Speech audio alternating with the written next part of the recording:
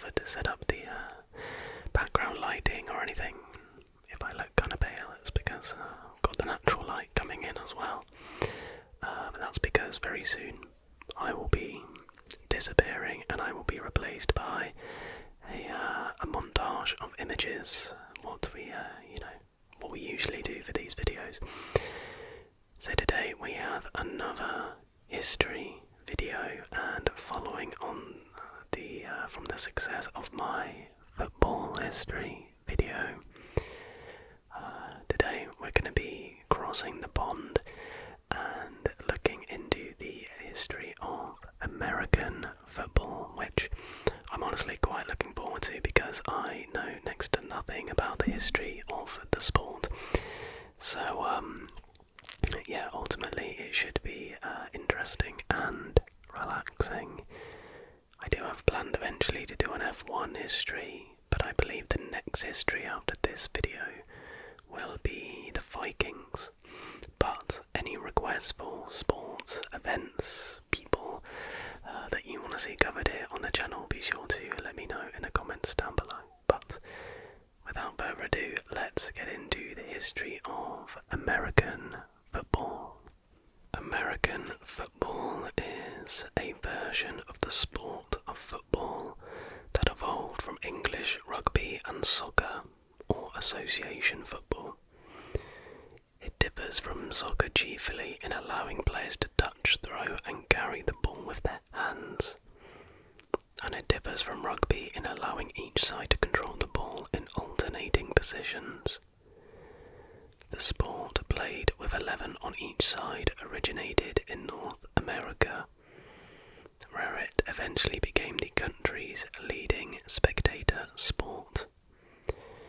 It also developed simultaneously in Canada, where it evolved into a 12-man game, though Canadian football never achieved the great popularity and status of ice hockey there. American football has not been taken up in the rest of the world to the same degree as other American sports, such as basketball and baseball. Since the 1980s, however, primarily through the marketing efforts of the National Football League, or NFL, teams and leagues have been established in Europe, and the game has achieved a degree of international popularity through television. The sport is sometimes called gridiron football because of the vertical yard lines marking the rectangular field.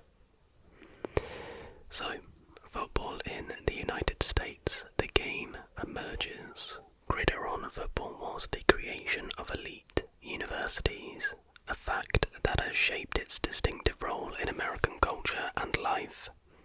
After several decades of informal, student-organised games that were tolerated by faculty as an alternative to more destructive rowdiness, the first intercollegiate football game was played on November 6, 1869 in New Brunswick, New Jersey, between in-state rivals Princeton and Rutgers, according to rules adapted from those of the London Football Association. This soccer-style game became the dominant form as Columbia, Cornell, Yale and a few other colleges in the Northeast took up the sport in the early 1870s. And in 1873, representatives from Princeton, Yale and Rutgers met in New York City to found the Intercollegiate Football Association and to adopt a common code. Conspicuously missing was Harvard, the country's premier university, whose team insisted on playing the so-called Boston game, a cross between soccer and rugby. In May 1874, in the second of two matches with McGill University of Montreal, Harvard's players were introduced to the rugby game and immediately preferred it to their own. The following year, for Harvard's first football contest with Yale, representatives of the two schools agreed on concessionary rules that were chiefly Harvard's. When spectators as well as Yale players saw the advantages of the rugby style, the stage was set for a meeting in 1876 of representatives from Harvard, Yale, Princeton and Columbia to form a new intercollegiate football association based on rugby rules. So, moving into Walter Camp and the creation of American football. Harvard made the first breach in rugby rules, rejecting the traditional manner of putting the ball in play. Players from both teams massed about the ball in a scrummage or scrum, trying to kick it forward through the mass of players. Harvard opted for heeling it out, or kicking the ball backward to a teammate. The further transformation of English rugby into American football came chiefly through the efforts of Walter Camp, who even during his lifetime was known as the father of American football. As an undergraduate and then a medical student at Yale, Camp played football from 1876 through 1881, but more important, beginning in 1878, he dominated the Rules Committee for nearly 3 crucial decades. 2 of Camp's revisions in particular effectively created the gridiron game. The first in 1880 further refined Harvard's initial innovation, abolishing the scrummage altogether in favour of a scrimmage, which awarded possession of the ball to one of the 2 teams.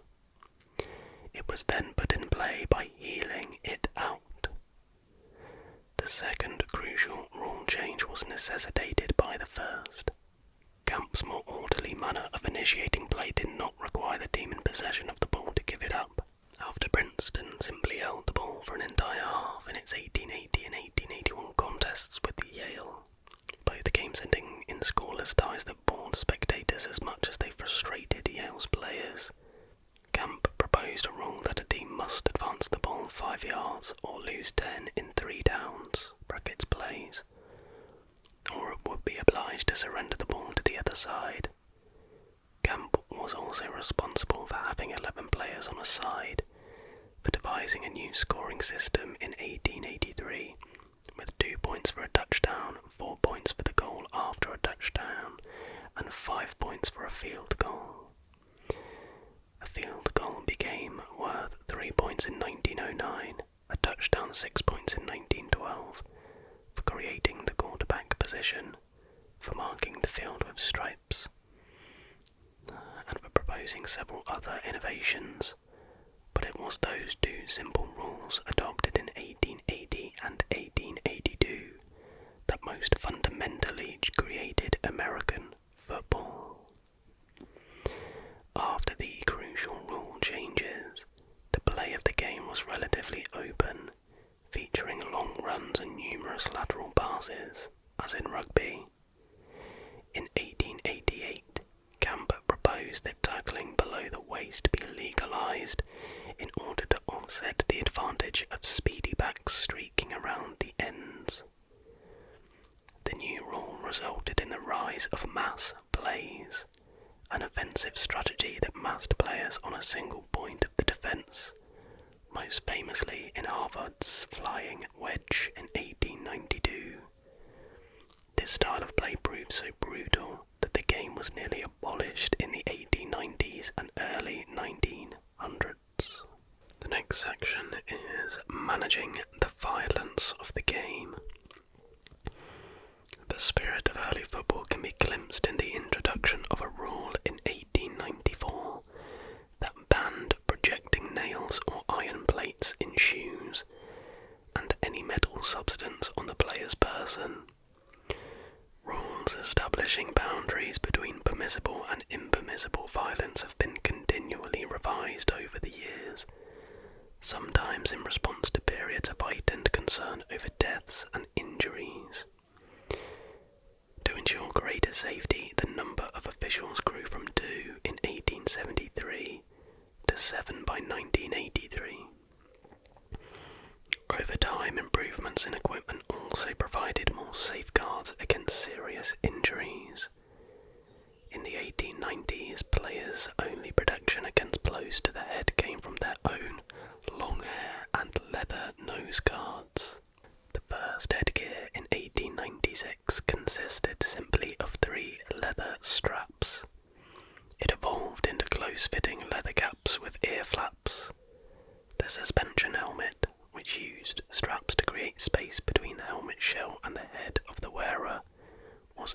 introduced in 1917. However, helmets were not required in college football until 1939. Improved equipment sometimes increased rather than curtailed the game's dangers.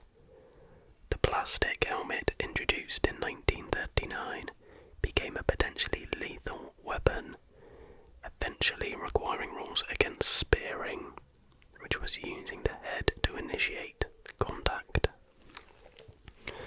So, expansion and reform.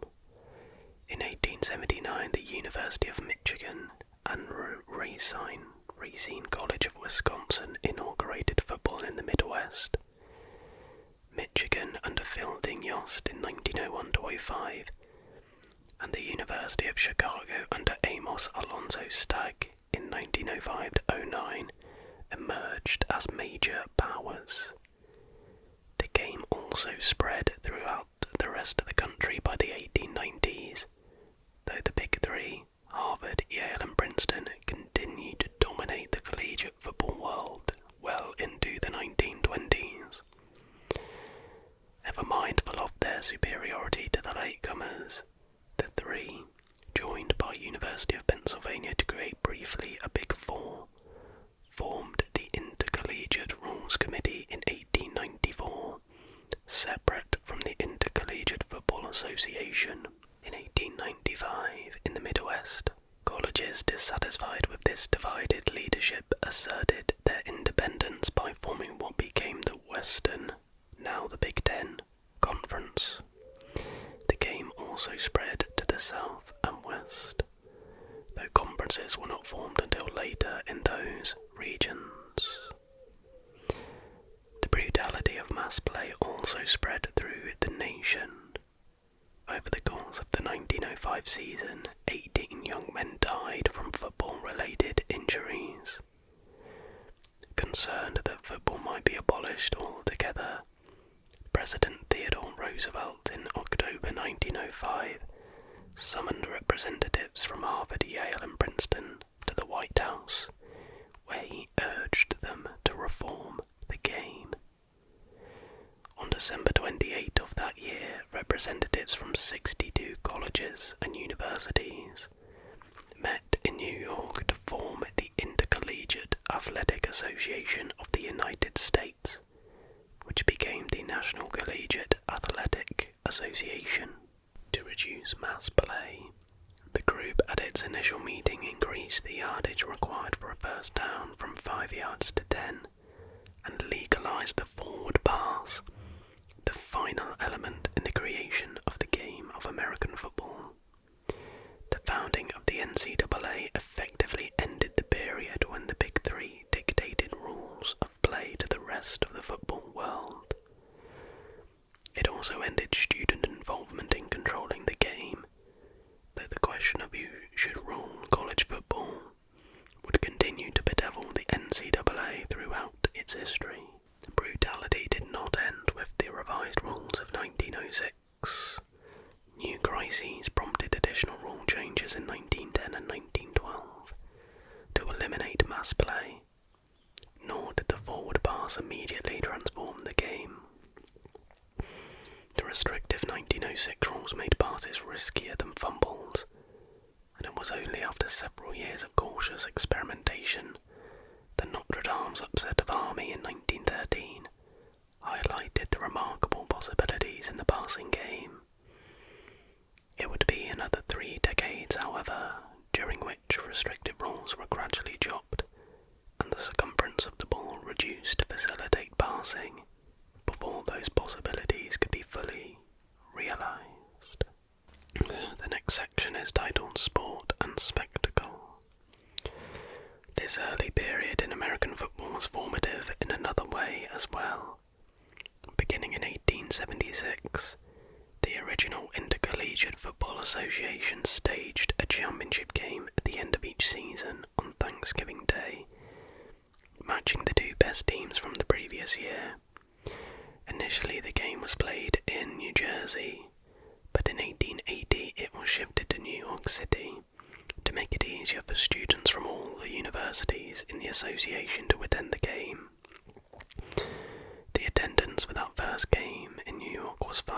8,000.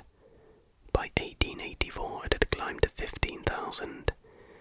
It rose to 25,000 by 1890, and by 1893, 40,000. But this time accounts of the game in New York's major newspapers were taking up as much as 3 pages in an 8-page paper, and wire services carried reports to every corner of the country. By the 1890s, an extracurricular activity at a handful of elite northeastern universities was becoming a spectator sport with a nationwide audience. College football became known for its bands and cheerleaders, pep rallies and bonfires, and homecoming dances and alumni reunions, as much as for its athletic thrills. Pursuing the institution's educational mission while serving the public's desire for entertainment posed a dilemma with which college administrators struggled for more than a century. For some of the public, college football's association with institutions of higher education and immersion in college spirit imbued the game with a kind of amateur purity. For others, the college's profession of commitment to academic goals while commercialising their sports team only smacked of hypocrisy. After World War I had put the game temporarily on hold, college football fully came of age in the 1920s, when it became widely recognised as America's great sporting spectacle, as opposed to baseball. The first football stadiums at Harvard, Yale and Princeton were modelled on the ancient Greek stadium and the Roman Colosseum, their architecture revealing much about football's cultural status. With a stadium building boom in the 1920s, attendance more than doubled, exceeding 10 million by the end of the decade, and newspaper coverage of the sport expanded at a similar rate. The daily newspaper had played a crucial role in the 1880s and 90s, introducing football to a popular audience with no connection to universities and their teams. Commercial radio appeared in 1920 and began regularly broadcasting football games a year later. By the end of the decade, 3 networks were broadcasting a slate of games each Saturday, and local stations were covering all the home team's games. By 1929, 5 newsreel companies were devoting roughly 1/5 to 1/4 of their footage to football in the fall. General interest magazines such as Collier's and the Saturday Evening Post regularly published articles by or about famous coaches or players, along with short stories about the star who wins both the girl and the big game. Movie theatres each fall screened a handful of college football musicals and melodramas, with kidnapped heroes who escaped just in the nick of time to score the winning touchdown. The 1920s saw the emergence of Red Grange as football's first true celebrity. Grange received national acclaim for his brilliant performances in games against Michigan and Pennsylvania, but he also created the sport's greatest controversy since the 1906 rule changes when he left the University of Illinois to join the Chicago Bears of the Professional National Football League.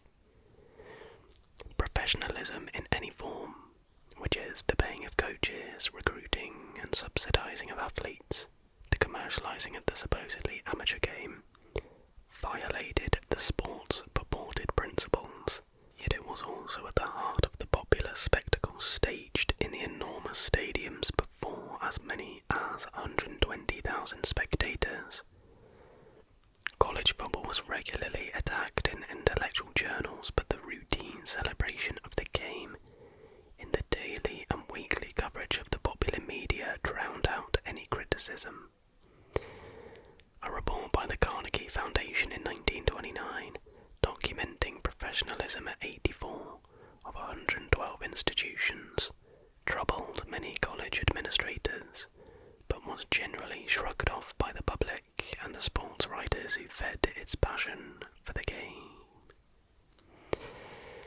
So this next section is titled Bowl Games. In the 1920s and 30s, colleges and universities throughout the Midwest, South and West, in alliance with local civic and business elites, launched campaigns to gain national recognition and economic growth through their football teams. They organised regional conferences, the Big Ten and the Big Six, which is now the Big 12 in the Midwest, the Southern, Southeastern and Southwest conferences in the South, and the Pacific Coast Conference in the West, and scheduled intersectional games with regional prestige at stake. The Rose Bowl in Pasadena, California, on New Year's Day, first contested in 1902 between Stanford and Michigan, then annually beginning in 1916, determined an unofficial national champion and was also a highly profitable commercial enterprise. Promoters in other Sunbelt cities developed rival bowl games, the Orange Bowl in Miami, the Sugar Bowl in New Orleans, and the Cotton Bowl in Dallas, eventually to be joined by so many others that the NCAA in the 1950s began to regulate them. Apologies if I pronounced this name wrong. Knute Rockne and the influence of coaches is the next section. A distinguishing mark of American football is the renown and status granted to the most successful and innovative coaches. The first innovators were men such as Walter Camp, Amos Alonzo Stagg, George Woodruff and Lauren Deland. The coaches who developed the V-trick, ends back, tackles back, guards back, flying wedge and other mass formations that revolutionised and nearly destroyed the game in the 1890s. The most influential of the early coaches was Pop Warner, whose wing-back formations, developed at Carlisle, Pittsburgh and Stanford, became the dominant offensive systems through the 1930s. The only rival to Pop Warner's wing formations in the 20s and 30s was Knute Rockne's Notre Dame box. His refinement of the shift from the D to a box-shaped formation that was first developed by Stagg. A series of rule changes eventually rendered the box shift ineffective, but Rockne, football's first celebrity coach, was less an innovator than a master teacher and motivator. Under his guidance, Notre Dame developed the dominant football program in the country. Theirs was the only team of the era with a nationwide following, and the benchmark against which others were measured, yet Rockne accomplished this under most unpromising circumstances. The 1920s were marked by anti-Catholic and anti-immigrant prejudice in much of the country, and Notre Dame's teams were decidedly Roman Catholic and ethnic. College football was transformed in the 20s and 30s by the sons of Italian, Polish, Jewish, and other Southern and Eastern European immigrants, most conspicuously in the lineups of Catholic universities and the state universities in Pennsylvania and the upper Midwest. Known as the Ramblers or the Nomads, the Notre Dame team developed a national schedule out of necessity rather than design. Refused games by nearby Big Ten rivals, Rockne scheduled contests with Army, Georgia Tech, Southern California, Southern Methodist, Nebraska, an entire intersectional schedule rather than a key game or two. The university's administrators soon recognized the advantages to be had, as Notre Dame became the representative school for Catholics and new immigrants throughout the country. In an era of university building through big-time football, Notre Dame became the model that many others sought to emulate. Initially, the paying of coaches was controversial, as yet another mark of professionalism in the amateur sport, and there was always resistance to coaches increasing control over the game. Rules to prevent sideline coaching were first established in 1892 and not abandoned altogether until 1967. After free substitution was permitted during World War II because of the wartime manpower shortage, a post-war controversy over one platoon or two platoon football arose in part out of concern that coaches not gain more control over the game. The colleges returned to one platoon football in 1953, but in 1965, open substitution and two platoons returned to stay, and coaches soon took over all of the play calling. Successful coaches were well compensated, often earning more than full professors by the 1920s, and eventually more than college presidents. This trend culminated in the multi-million-dollar salaries of the 21st century. So we move on to birth and early growth of professional football. As college football thrived, professional football struggled for respectability. The group of teams that became the National Football League, or NFL, was organized in 1920 as the American Professional Football Association, with Jim Thorpe as its nominal president. Former college stars had played for money since 1892, initially for athletic clubs in western Pennsylvania, then for the openly professional teams that were formed in mostly small towns in Pennsylvania, Ohio and Illinois. In its first season, in 1920, the APFA had 14 teams, including George Alice's Decatur, Illinois Staleys, who in 1922 became the Chicago Bears, the NFL's dominant team for much of its formative period. Joe Carr, an experienced promoter, succeeded Thorpe as president in 1921 and remained in that position until his death in 1939.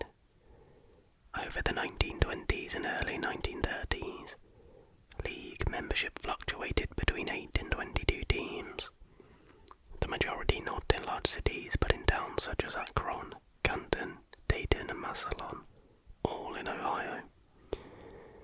With professionalism widely regarded as the greatest danger to college football, professional football was little more respectable than professional wrestling.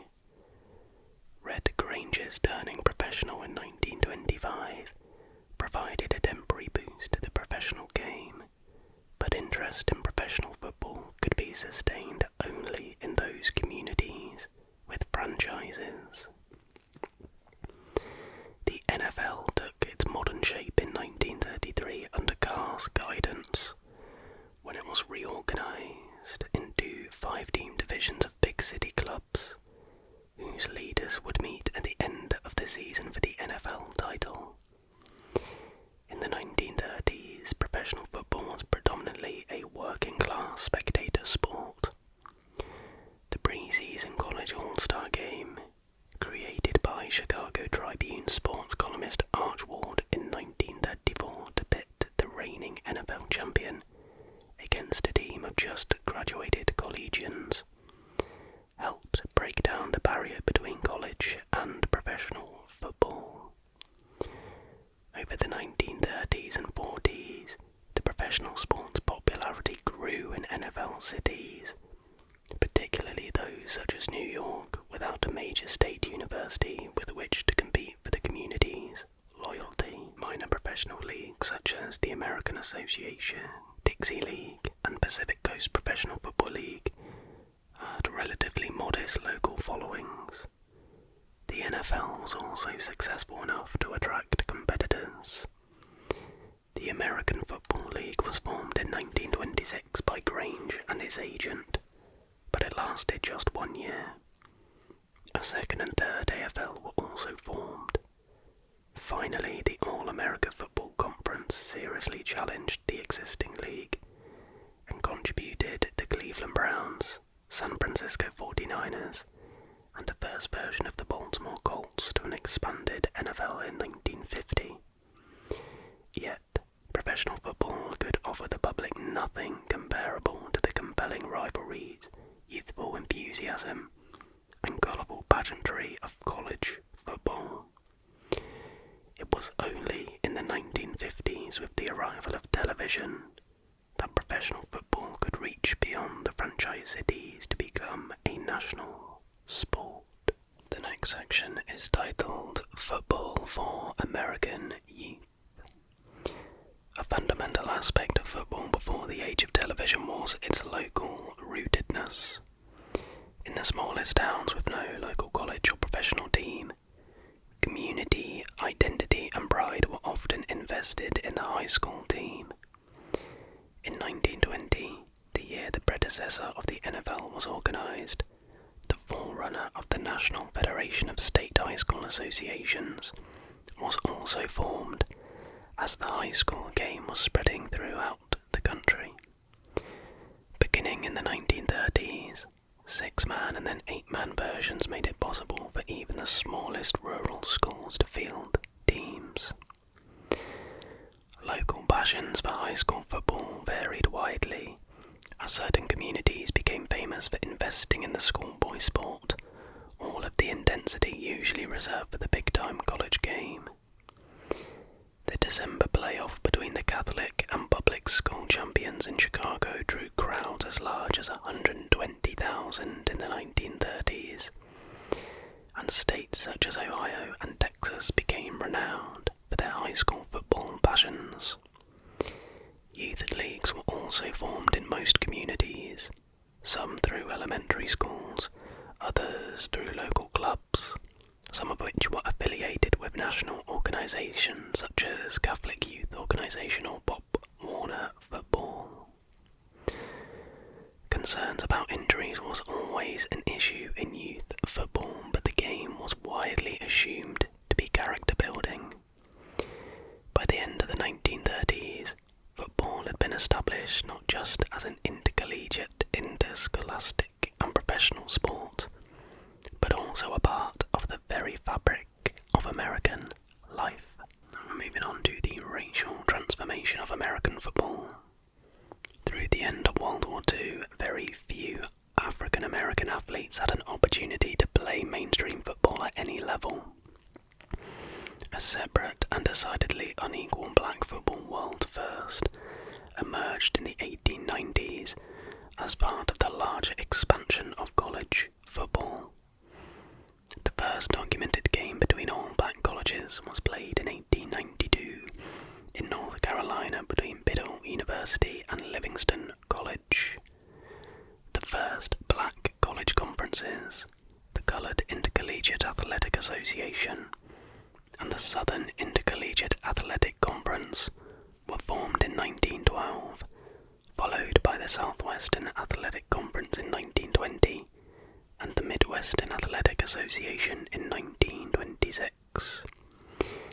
Black college football was woefully underfunded, but it had its own All-Americans. Stars such as Charles Bird, Ben Stevenson, Tarzan Kendall and Big Train Moody. Its great rivalries, its own pageantry and even its own scandals. All of this took place outside the consciousness of the mainstream football public, but was thoroughly covered by a thriving black press. Mainstream football, however, was not altogether segregated. William Henry Lewis and William Sherman Jackson were black teammates for Amherst College in 1889, and Lewis made Walter Camp's All-America team in 1892 after he had moved to Harvard to play football while attending law school. He later became an assistant U.S. Attorney General. A handful of black players were also part of big-time college football, and some, including Lewis, Fritz Pollard at Brown, Paul Robeson at Rutgers, and Duke Slater at Iowa, were among the early game's greatest stars. Yet, until 1939, when UCLA fielded a team that included Jackie Robinson, Kenny Washington, and 2 other black teammates, no college had more than 1 or 2 black players, and most continued to have none. The routine indignities facing the black pioneers on predominantly white teams and campuses became compounded when intersectional games were scheduled between segregated southern schools and marginally integrated northern ones. Typically, the northern school agreed to bench its one or two black players so as not to offend southern sensibilities. Such incidents occasionally aroused local protest from progressive student groups and were thoroughly covered in the black press, but they went largely unreported in the mainstream media. By the late 1930s, the typical arrangement was to hold out the black players for games played in the segregated South, but to allow them to play at home, an accommodation that continued into the 1950s. The first integrated college football game in the South took place in 1947 between Virginia and Harvard, whose Chester Pierce was permitted to play. Many northern schools solved the problem simply by not scheduling teams from the South, and bowl games likewise avoided racial incidents by matching up only southern teams. The Cotton Bowl was integrated without incident in 1948, the Orange Bowl in 1955. The Sugar Bowl was integrated by the University of Pittsburgh's Bobby Greer in 1956, only after Georgia's segregationist governor, Marvin Griffin, backed down from threats to keep Georgia Tech from playing. The integration of Southern college teams progressed gradually over the post-war years. The Big Six Conference was integrated in 1947, and the Missouri Valley Conference in 1950. But the Atlantic Coast Conference did not begin integrating until 1963. The Southwest Conference in 1966 and the Southeastern Conference in 1967. The NFL had been integrated at the beginning, with Fritz Pollard among the league's first stars, and some 13 African American players hired between 1920 and 1933. Walter Atchew, the first person of Asian descent in the NFL, played for the Dayton Triangles in the late 1920s. Between 1934 and 1945, however, a gentleman's agreement, apparently at the instigation of George Preston Marshall, owner of the Boston Redskins, kept the NFL all white. The reintegration of professional football began in 1946. In the NFL, where the Rams risked losing their lease on the Los Angeles Coliseum if they did not sign Kenny Washington, and in the rival All-America Football Conference, where Coach Brown immediately signed Bill Willis and Marion Motley for his Cleveland Browns. And it was completed in 1962, when Marshall signed Bobby Mitchell to play for the Redskins. The first generation of black NFL stars came almost exclusively from the mainstream football world. But in the 1960s, NFL scouts discovered the black colleges, Eddie Robinson's Grambling Tigers in particular. This golden era for black college football was short-lived, however, as integration ended the black college's monopoly on local African-American athletic talent. And so we now move into the era of television. Together with the racial integration of the game at all levels, the coming of television in the 1950s marked a new era in the development of American football. The 1950s were a boom time for professional football, but a bad time for the colleges, yet intercollegiate football too emerged from the decade not only intact, but on the verge of unprecedented prosperity. Immediately following the Second World War, college football experienced a surge in popularity, but attendance declined by the end of the decade, and only recovered very slowly over the course of the 1950s. Many colleges dropped the game as it was too expensive, including one-time powers such as Fordham and St. Mary's. The informally organised Ivy League became a formal organisation in 1954, choosing to play a de-emphasised brand of football. National Association of Intercollegiate Basketball, created in 1940 by small colleges concerned about the state of amateurism in that sport, became the National Association of Intercollegiate Athletics in 1952, and first sponsored a national championship in football in 1956. The colleges and universities that clung to the big-time game faced a double crisis: the impact of television on gate receipts, and the final throes of the ongoing controversy over professionalism. The NCAA named its first executive director, Walter Byers, in 1951, and took on regulatory and enforcement powers for the first time. Regarding television as the most tremendous source of revenue, it eventually became, but as the most serious threat to gate receipts, the NCAA in 1951 assumed control of broadcasting rights and established severe restrictions on the number of times any team could appear on TV. Under NCAA control, while attendance grew from 20 million in 1961 to 35.8 million in 1981, TV revenues increased from $3 million to $31 million, then doubled in 1982 when the NCAA signed its final contract with the networks. Divvying up these huge revenues nearly tore the NCAA apart. Small schools sought a portion for themselves, while the major football powers resented sharing the income that they generated. The big schools also chafed as NCAA decision-making was dominated by the more numerous smaller schools.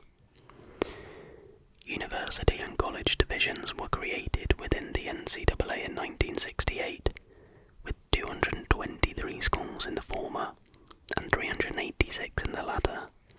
Then, at a special meeting in 1973, institutions were assigned to Divisions 1, 2, or 3, based essentially on the size and ambitions of the football program. Subsequent conventions fought over the allocation of TV revenues among the divisions, and in 1977 the major football conferences, along with the major independents such as Notre Dame, formed the College Football Association, or the CFA, to challenge the NCAA's power. Faced with the threat of the CFA, the NCAA at its 1978 convention split Division 1 into Division 1A, which was the big-time schools, and 1AA. In 2006, the two divisions were renamed the Football Bowl Subdivision and the Football Championship Subdivision, respectively.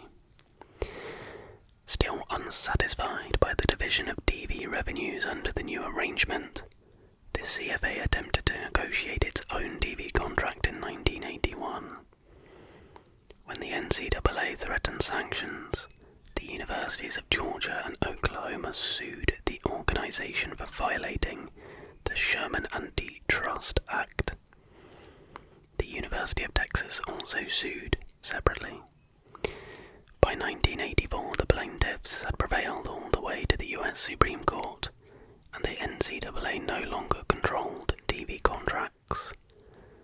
The CFA itself was undermined in 1990 when Notre Dame broke ranks to sign its own contract with NBC, after which individual conferences began negotiating separate arrangements with the networks. As a consequence of these varied actions, by the 1990s, television revenues were going almost entirely to the big football schools and major conference realignments. Penn State joining the Big Ten in 1990, the Southeastern Conference expanding to 12 teams in 1992, the Big Eight becoming the Big 12 in 1996 by absorbing 4 Texas schools from the disbanded Southwest Conference, all resulted in large part from consideration of TV markets. Conferences continue to realign in the early 21st century, leading to the creation of super conferences. So, moving on to scholarships and the student athlete.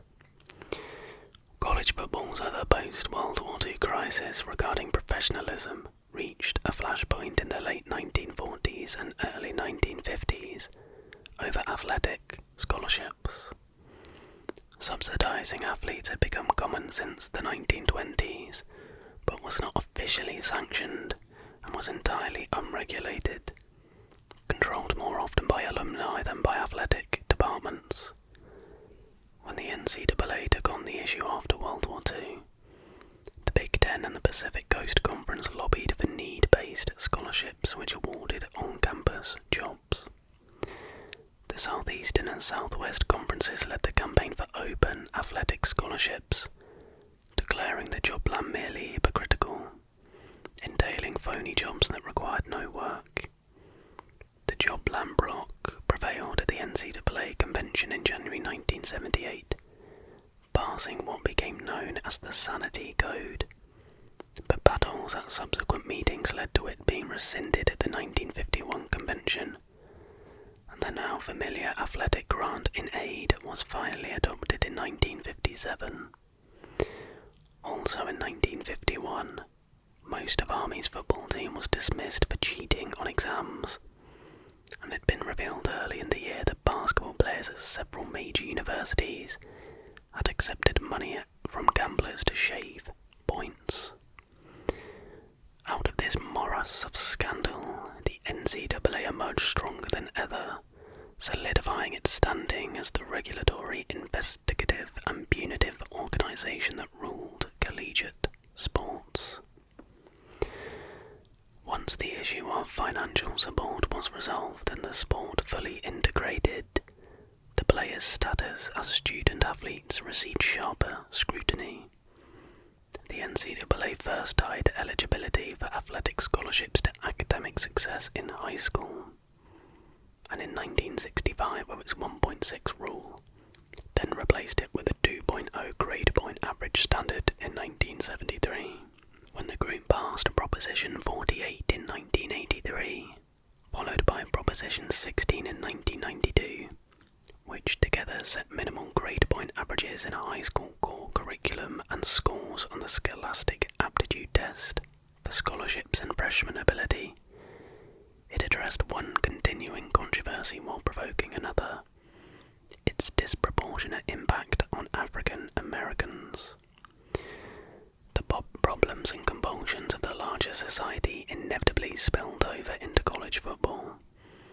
The racial turmoil of the late 1960s led to bitter confrontations between black players and white coaches at several universities, and drug problems arose periodically, ranging from the abuse of amphetamines in the 1970s to the more dangerous abuse of anabolic steroids in the 1980s. The passage of Title IX forced athletic departments to divert financial resources into sports for women as well as men who made the football team, with its huge number of scholarships but also its unique capacity to generate income, a focal point for debates over gender equity. The commercialization set in motion by television led to institutional partnerships with soft drink and shoe companies, corporate sponsorship of bowl games, and million-dollar contracts for football coaches who were expected to contend for national championships. The competing demands of the sport as an extracurricular activity for student athletes and as mass entertainment remained at the heart of American college football, and it led to growing debates over whether college athletes should in fact be paid. In 2021, the NCAA insisted new rules that allowed football players and other athletes to receive gifts from boosters. In addition, they could make endorsement deals and license their likeness or name. The next section is titled Bowl Games and the National Championship. Even as bowl games proliferated in the 1930s, 40s and 50s, controversy shadowed them. For the commercialization of the amateur sport and prolonging of the season at the expense of academics, but resistance disappeared when the financial windfall from the televised contest contracts became a major source of revenue for the top teams and conferences. However, a new controversy emerged in the 1970s regarding the bowl's inability to produce an unambiguous national champion. A perennial call for a national championship playoff, resisted by defenders of the traditional bowl games, eventually prompted the creation in 1992 of the Bowl Coalition, involving 4 major bowl games: Cotton, Fiesta, Orange and Sugar, 5 major conferences, and independent Notre Dame, with the goal of matching the 2 top-rated teams in a championship game that would rotate among the 4 bowls. In 1995, the Bowl Coalition was replaced by the Bowl Alliance, but the non-participation of the Rose Bowl, Big Ten and Pac-10 continued to leave the scheme badly flawed. In 1998, the Rose Bowl and its 2 participating conferences joined the Bowl Championship Series, which included all the major teams and conferences, with the supposed national championship game now rotating among the Rose, Orange, Sugar and Fiesta bowls. The matching of the University of Nebraska with Miami in the 2002 Rose Bowl, however, after Nebraska had failed to win its own conference championship, made it clear that the BCS had not resolved the issue and guaranteed that a debate over a playoff along the lines of the NCAA basketball tournament, informally known as March Madness, would continue. That debate came to a head in the 2010s, and a new college football playoff system that matched the top 4 teams in the country, as determined by a selection committee, was instituted in 2014. And bringing us into the next section, Ascendance of the NFL. Connected to a national audience through television, and under no obligation to build character or maintain educational standards, professional football became the most spectacular success story in the world of American sport over the second half of the 20th century. To an even greater degree than for college football, television became the professional sport's lifeblood, with increasingly lucrative television contracts guaranteeing large profits for every club, no matter how well it fared on the field. In the 1950s, while college authorities fretted over television, NFL Commissioner Burt Bell embraced it immediately and won congressional approval to black out television coverage in the cities where home teams were playing. In a stroke, Bell's efforts assured maximum attendance for the league's 12 clubs, with little impact on the size of the league's rapidly growing TV audience. The televised championship game between the Baltimore Colts and New York Giants in 1958, decided in sudden death overtime, is widely recognised as the turning point in professional football's embrace by a national audience. When Bell died in 1959, he was succeeded by the general manager of the Los Angeles Rams, Pete Rozelle, who became the most powerful and most effective commissioner in American professional sports. In addition to creating NFL properties, which became a multi-billion-dollar enterprise, Rozelle negotiated a series of contracts with the TV networks that grew from $4.65 million for the 1962 season to nearly $500 million per year when he retired in 1989, guaranteeing more than $17 million per club before a single fan bought a ticket. Most crucially, Rozelle persuaded Congress to continue granting the NFL exemptions from the Sherman Antitrust Act, allowing franchises to operate not as individual businesses but as a single entity, each club sharing equally in league-generated revenues. Under Rozelle, the value of franchises increased from about $1 million in 1960 to more than $100 million in 1989, and under the structure he put in place, the average value of a franchise size exceeded $4 billion in the 21st century. The NFL faced competition from a new rival in 1960, when the American Football League, or AFL, backed by Texas billionaire Lamar Hunt, fielded teams in 8 cities, 3 of them in direct competition with NFL franchises.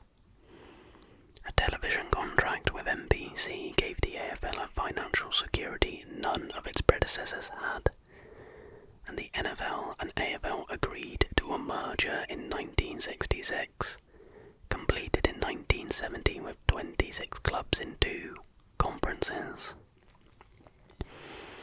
The pass-oriented AFL brought more excitement to professional football, as well as the game's most glamorous player, the New York Jets quarterback Joe Namath. Out of the merger also came the Super Bowl, which soon became the single most popular and lucrative of all sporting events in the United States. Super Bowl I, not yet with that name, was played between the Green Bay Packers and the Kansas City Chiefs after the 1966 season, with more than 40% of the country's television sets tuned into the 2 networks that broadcast the game. That percentage never dropped lower than 36, and it nearly hit 50 in 1982, as the game was eventually watched by as many as 130 million Americans, in addition to a worldwide audience. The Super Bowl became a major civic ritual, as famous for its surrounding hoopla, including the halftime show, and million-dollar commercials as for the football games. Now looking at franchise shifts and free agency. The 2 events most responsible for shaping the NFL for the 21st century took place off the field. A series of legal decisions established free agency for players and gave owners greater freedom to move their franchises. The growth of television revenues inevitably led the players to demand a fair share of the profits. In 1970, a brief training camp strike by the NFL Players Association caused no disruption to the football season, but foreshadowed more serious labour management disputes to come. In 1974, a 41-day strike during training camp affected only pre-season games, as the Players Association capitulated.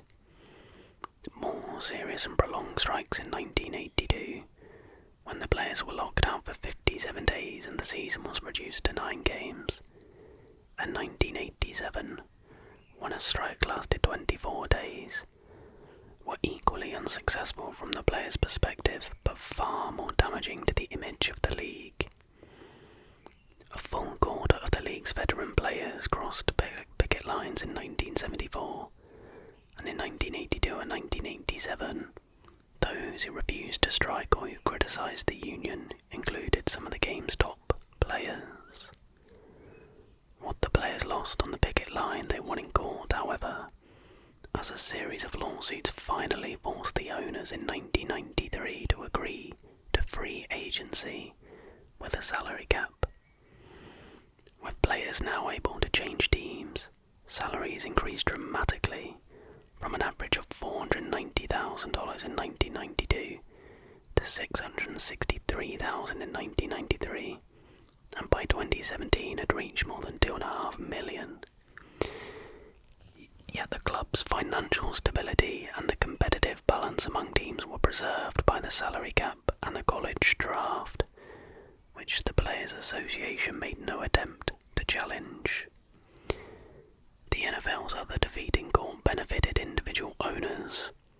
In 1980, Al Davies, the managing general partner of the Oakland Raiders, successfully sued the NFL for not allowing him to move the Raiders to Los Angeles, where he expected to make considerably more money.